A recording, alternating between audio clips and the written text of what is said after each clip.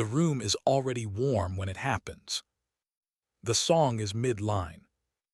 Dean Martin is standing where he has stood 1,000 nights before, calm, balanced, in control. Someone steps closer than usual at the side of the stage, not enough to draw attention, enough to matter. Those who were there later said a few quiet words were passed, nothing dramatic, nothing loud, just information that could not be taken back. Dean does not stop singing. From the outside, nothing breaks. His voice stays smooth, the rhythm holds. But something inside the room changes. People feel it before they understand it. Those closest to him notice first. The band watches his timing. The men near the curtain go still. Dean's eyes no longer move across the crowd the same way. They fix somewhere past it. He has just been told that someone has died. Not a stranger, not a headline, someone real. Someone connected to him in a way the audience cannot see. Most people would stop.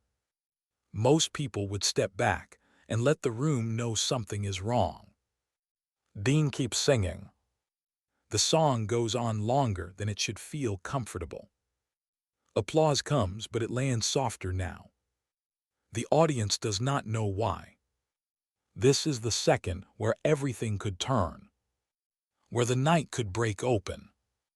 It does not. And that choice will follow him for the rest of his life. At that time, the stage is not a place for truth. It is a place for order. Las Vegas showrooms run on certainty. People come to forget their own lives for a few hours. They expect the man under the lights to be steady, no matter what waits backstage. Stars are paid not just to sing. They are paid to hold the room together. For someone like Dean Martin, the rules are tighter than for most. He is not allowed to be fragile in public. His image is calm, relaxed, untouchable. There is a system behind him, managers, promoters, owners, schedules written weeks in advance. One man stopping a show does not just disappoint a crowd. It ripples through money, power, and reputation. Everyone in that world understands this without it being said. Personal matters are handled later. Grief is private. The performance comes first. It is not cruelty, it is structure. And structure is how the machine keeps moving. Dean has lived inside that machine for years. He knows what it expects from him. He also knows what happens to men who cannot meet those expectations. They stop getting calls. They stop being trusted. They fade. This is why people stay quiet when things go wrong. This is why the room does not pause for human pain. The audience does not know any of this. They just see a man in a tuxedo, holding a microphone, giving them what they came for. Backstage, the rules are understood clearly. If Dean walks off, someone will have to explain it. If he stays, no one will ask questions. The system prefers silence. Dean understands that silence better than anyone in the room. The death he has just learned about does not belong to the public world. It belongs to his private one. People later said the message reached him in the least dramatic way possible. No rush, no raised voice. That made it worse. There was no time to prepare. No time to decide how to feel. One moment he was singing. The next, the meaning of the night was gone. Loss does not arrive gently. It arrives complete. Dean does not show it. But the song now sits against something heavy. Every note asks a question he cannot answer. Every second asks whether he will break the rule everyone lives by. Those closest to him know the weight of the decision. They also know they cannot make it for him. The room keeps watching. Another song begins. This is where the pressure truly starts. The world Dean Martin worked in did not leave much room for pause. It was built on movement, on schedules that did not bend easily, on nights that were expected to end the way they were advertised. Las Vegas showrooms were not just stages. They were machines. Every light, every musician, every drink served at a table was part of a system designed to run smoothly, without interruption. When a show began, it was meant to finish. That expectation was not written anywhere, but everyone understood it.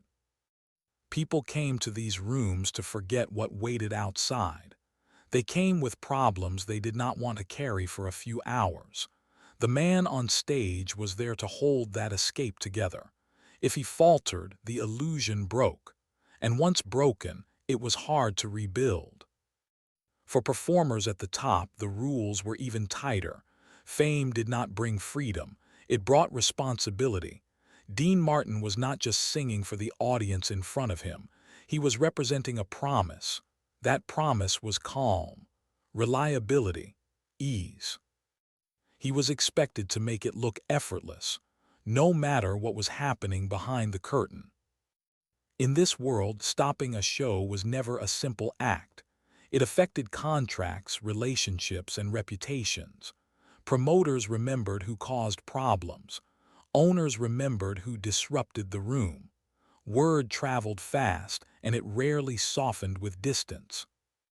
People who worked in these rooms learned early that emotion was something to be controlled. You learned when to smile, when to nod, when to say nothing at all. Grief, anger, fear, those things belonged elsewhere. The audience rarely saw this side of it. They saw the laughter, the relaxed pace, the glass raised mid-song. They did not see the pressure that sat just out of view, waiting for a crack.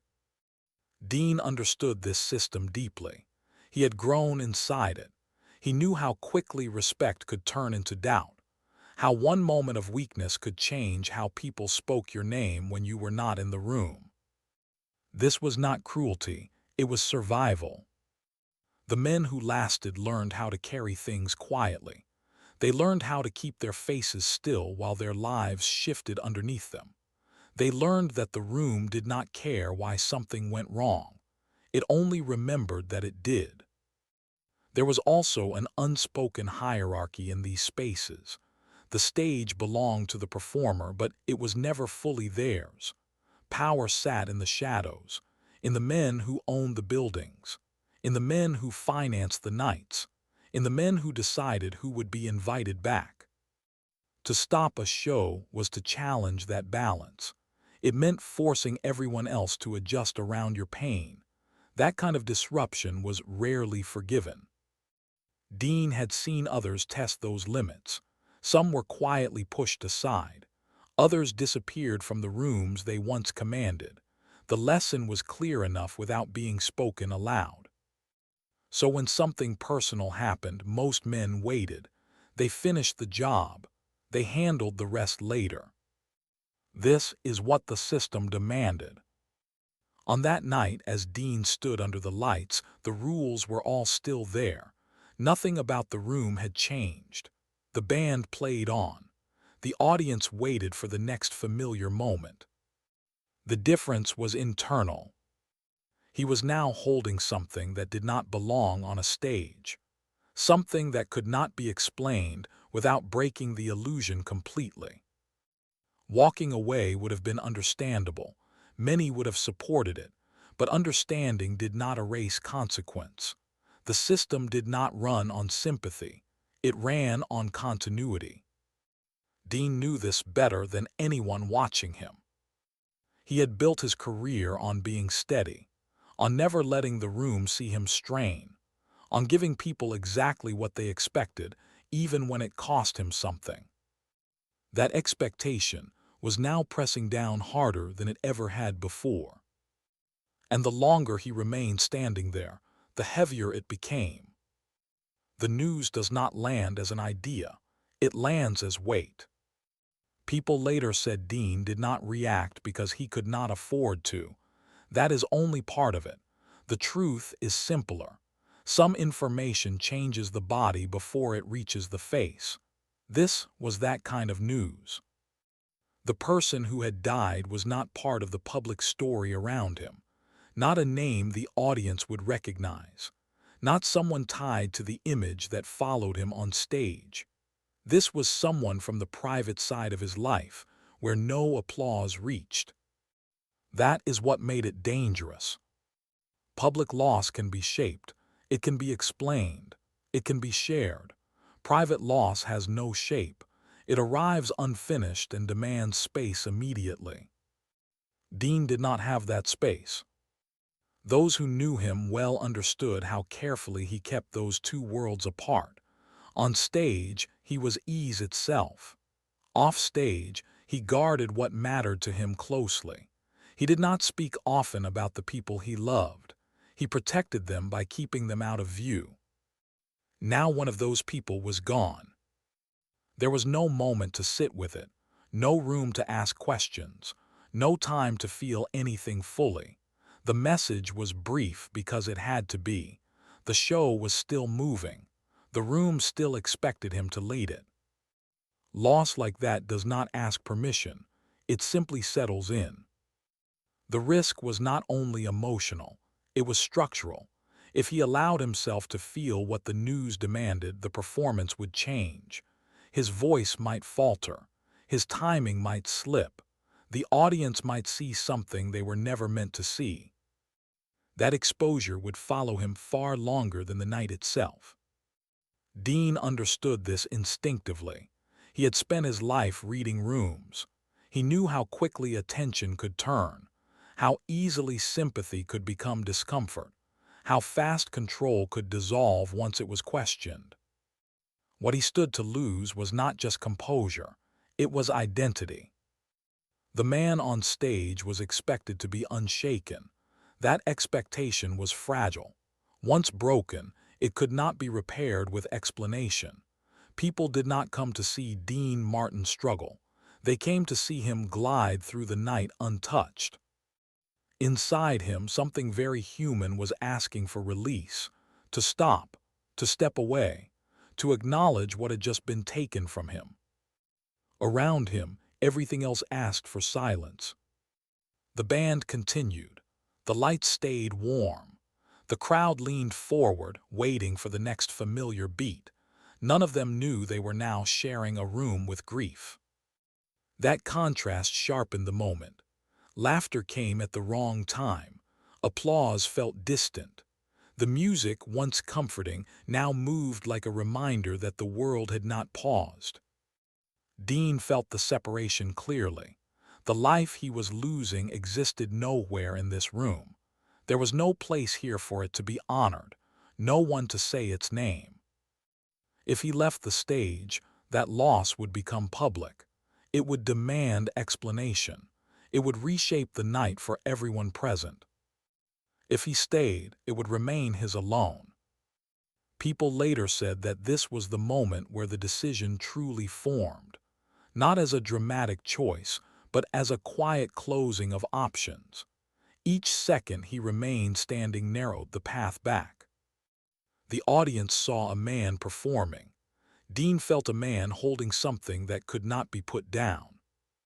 He adjusted without anyone noticing. His movements slowed slightly. His focus turned inward. He sang as if the sound itself were a barrier, keeping the truth from spilling out. This was not strength in the way people like to describe it. It was containment, a careful sealing of emotion to preserve the structure around him. The person he had lost was already becoming a private memory, even as the news was still fresh. That is the cost of silence. Things are buried before they can breathe. By the time the next song began, Dean knew what he was doing. He was choosing the role over the moment, the room over himself. The danger now was not whether he would stop. It was how long he could keep going without something breaking. As the night moves forward, the strain becomes harder to hide from those who know how to look.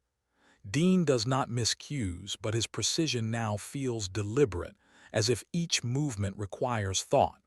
Nothing is loose anymore. Nothing is automatic.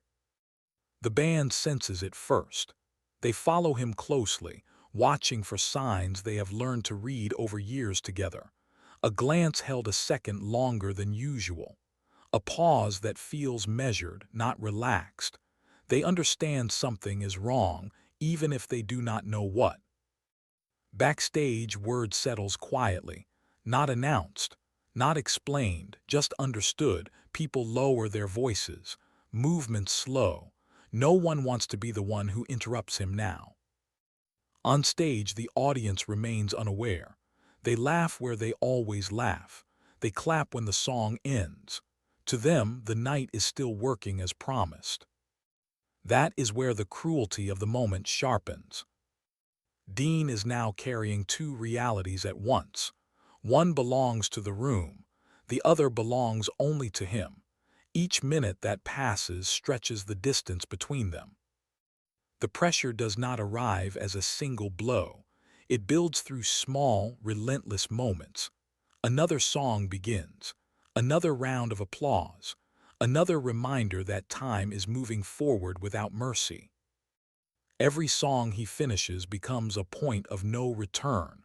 With each one, leaving becomes harder to justify. The audience has already accepted the performance.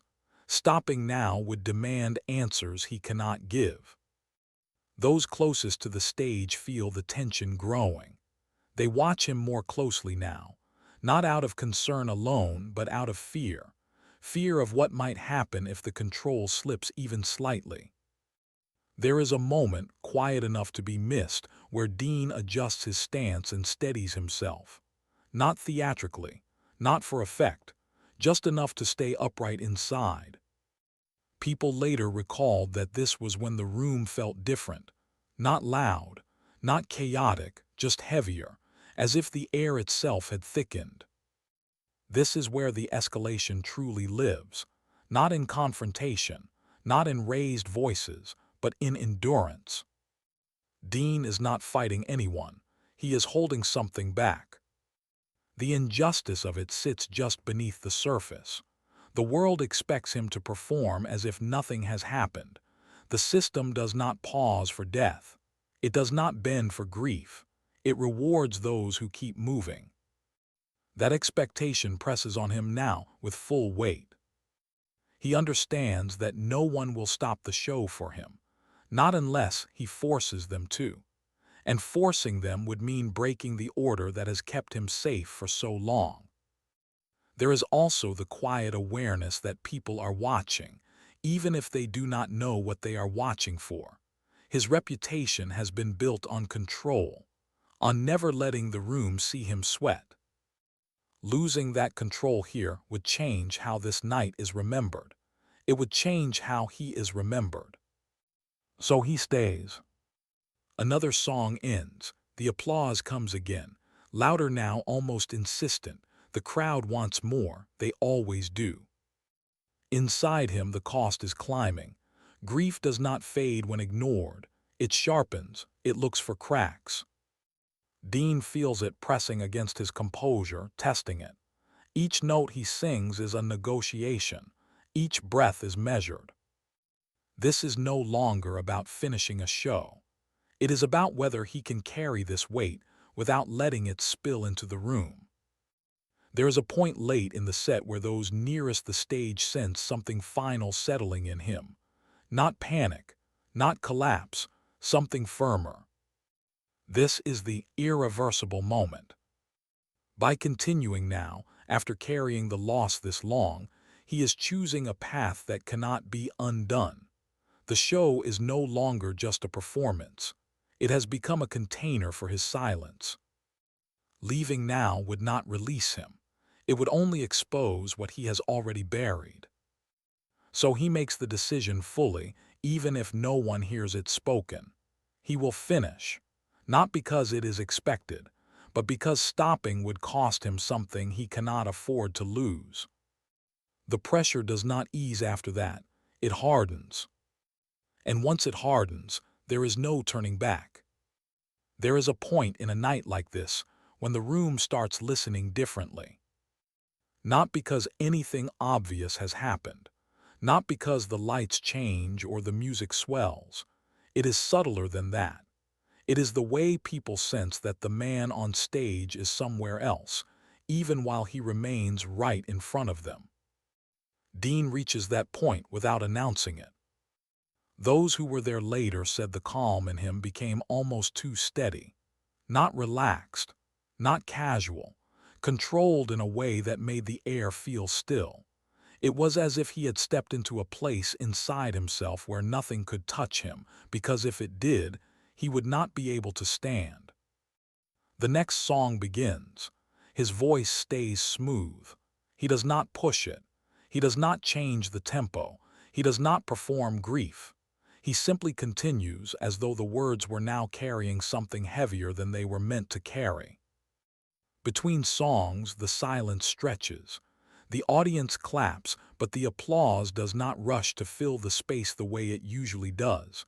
People hesitate. They look around.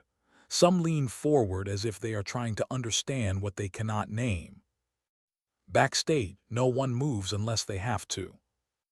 Men who usually drift around with confidence now stay close to the walls. A staff member lifts a hand to speak and then stops. Someone lowers their eyes. No one wants to be the first to disturb what is happening. This is not a show anymore, not in the way it started. It is a man holding the room together, while something inside him is coming apart. Dean keeps his face composed, but those nearest the stage see changes in the small parts. The way his jaw sets, the way his eyes hold steady, not scanning for laughter now, but fixed on a point beyond the crowd. The way his breathing is controlled between lines as if each breath is counted. He does not address the news. He does not ask for understanding. He does not offer a reason. That is what makes it unsettling. People expect a break in the pattern when something goes wrong. They expect a pause, an excuse, a moment where the performer lets the audience in. Dean offers none of it. He continues as if the rules of the room matter more than the reality he has just been handed. But that choice is not clean. It does not come without impact. The room starts to obey him in a new way, not with cheers, with quiet, with restraint, with people holding their own voices down as if they have been told without words to be careful. The band follows him like they are walking on glass. They do not embellish. They do not take risks. They keep the music steady and plain, letting him lead without forcing him to fight for it. They are not trying to make the moment bigger. They are trying to keep it from breaking. Dean stands in the center of it, and for the first time that night, it feels like he has crossed a threshold. He is no longer deciding whether to stop. He has already decided he will not. Now the only question is what that decision is doing to him. He sings through another song, and the crowd responds almost automatically, but the response feels distant, as if everyone is aware that something they cannot see is standing between them and the man they came to watch. According to accounts, there was a moment where Dean paused between lines, not long, just long enough to make the audience hold their breath. A pause that did not feel like timing. It felt like restraint. Then he continued, as if nothing had happened. That is the moral peak of the night. Not a confrontation, not a speech, not an act of public defiance. Just a quiet refusal to fall apart in front of strangers. It would be easy to call it professional. It would be easy to call it discipline. But it is more personal than that. It is a man choosing to keep his private life private, even when the private life has just been torn open. There is also something colder in it, something that sits beneath the calm. Because continuing means the loss will not be given its moment. Not here. Not now. It means grief will be postponed, packed away, treated like something that can be delayed. And delayed grief does not disappear, it waits. The set reaches its end. The final song comes without ceremony. Dean delivers it the same way he delivered the others, steady and controlled, as if he is placing each note carefully into the room so nothing spills. The applause rises. People stand. They cheer because that is what they came to do. Dean acknowledges it with the smallest gesture. Then he turns slightly, stepping away from the microphone. Those closest to him feel it immediately. The performance is over, but the night is not resolved. The weight he has been carrying has not been lifted. It has only been carried through. And once he leaves the lights, he will finally be alone with what he has held back. Once the lights fall away, the room releases him. The sound drops. The air cools. The structure that held him upright begins to loosen. There is no rush backstage, no celebration, no sense of relief. People move carefully around him as if he might fracture if touched too suddenly. Someone asks if he is all right. It is asked softly, without expectation of an answer. Dean nods, that is all. The moment he steps out of view, the weight he has been carrying does not lift. It settles. What he kept contained on stage now presses inward, looking for somewhere to go. There is no audience to protect from it anymore. No music to move through. Those who were there later said he became quieter than usual, not withdrawn, just inward, as if the night had taken something out of him that could not be replaced. He does not speak about what he has learned. Not then. Not openly. The loss does not become a story. It does not become something people gather around him to discuss. It remains private exactly as he chose it to be on stage. That privacy has a cost.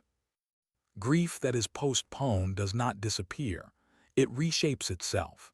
It shows up later in smaller, quieter ways, in exhaustion that has no clear source, in moments where the calm slips for no visible reason. Dean returns to his routine quickly. He always does. Shows continue. Schedules are kept. On the surface, nothing appears changed.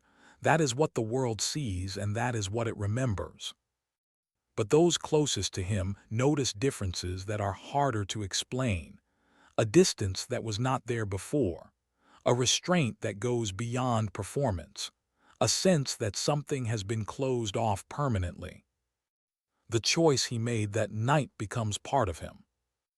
There is no praise for it, no acknowledgement. No one stands up later and calls it brave. The audience never knows what was carried through those songs.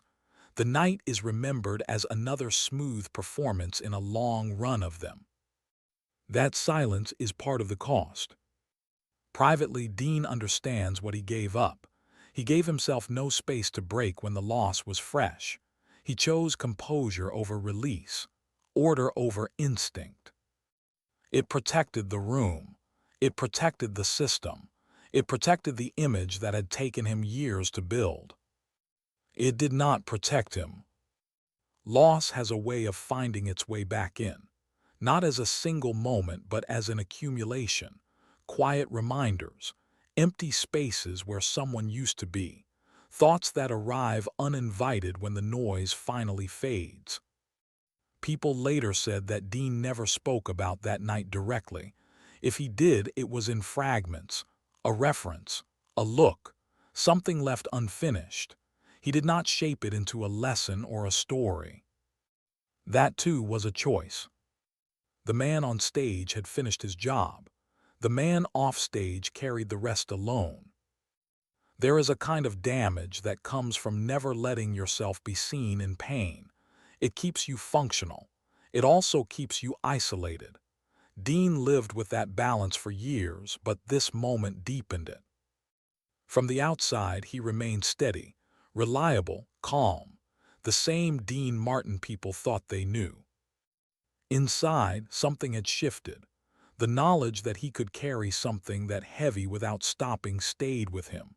So did the knowledge of what it cost. This is the part of the story that never reaches the public record. There is no headline for it, no photograph, just the quiet understanding that some nights change you, even if no one else notices. The show went on, the world kept moving, and Dean Martin went with it, carrying a loss that never had its moment, only its weight.